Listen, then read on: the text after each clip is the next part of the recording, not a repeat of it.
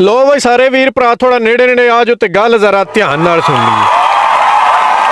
آج کل ایک فطرہ پرست شدت پسند فسادی پلٹون کے کرندے اکثر و بیشتر یہ کہتے پائے جاتے ہیں کہ عمران خان صاحب نے ہماری پلٹون کے ساتھ ایک معاہدہ کیا تھا۔ یہ لوگ اس معاہدے کی کہانی جب سناتے ہیں تو آپ کو ایسا لگتا ہے جیسے یہ دنیا کے مظلوم ترین لوگ ہیں۔ کہتے پھرتے ہیں کہ خان صاحب نے وہ معاہدہ پورا کرنے کی بجائے ہماری پوری پلٹون بما ارکان نے شورا کو اٹھا کر اندر ڈال دیا۔ مولا خوشر کے پوچھنا یہ تھا کہ آپ تو ناموس رسالت کے پہرے دار تھے نا، تو پھر 7.5 ماہ بعد جب آپ کی لیڈرشپ کو رہائی ملی تو پھر آپ کے مشن سے ہوا کیسے نکل گئی؟ کچھ ماہ پہلے میں نے ایک لنڈے کے فلسفر سے یہ بات پوچھی تو کہنے لگا جب لیڈرشپ جیل سے رہا ہوئی تھی تو اس وقت بھی عمران خان کی حکومت تھی، اگر ہم دوبارہ نکلتے تو ہمیں پھر پھینٹا لگنا تھا، اس لیے ہم نے اپنا فیصلہ مؤخر کر دیا تاکہ مزید جانی مالی نقصان نہ ہو۔ تو ہم کہتے ہیں میدان اب بھی کھلا ہے، آپ اپنا مشن اس وقت تک جاری رکھیں جب تک کیمرون امت مسلمہ سے معافی نہیں مانگ لیتا۔ فرانس کا سفیر اب بھی نکال دینا چاہیے کیونکہ فرانس نے اب بھی معافی نہیں مانگی۔ اوپر سے ظلم بالائے ظلم تو یہ ہے کہ آپ کے ملک کا وزیر اعظم شہباز شریف اسی گستاخ رسول کیمرون کے ساتھ ہنس کے مل بھی رہا ہے اور جفیاں پپیاں بھی کر رہا ہے۔ اب غیرت ایمانی نہیں جاگ رہی؟ لبیک یا رسول اللہ منصب نبیین فقتلوا تاجدار ختم نبوت زندہ باد نہیں یاد آ رہا؟ عمران خان کے کیے ہوئے ظلم تو ان کو یاد رہ گئے مگر بیچارے چابی والے عاشقوں کو ناموس رسالت پہ پہرا دینا بھول گیا۔ یہ دنیا کا انوکھا اور مظلوم ترین وہ طبقہ ہے جو دعویٰ کرتے ہیں کہ ہم عوام کے مسائل حل کریں گے جن سے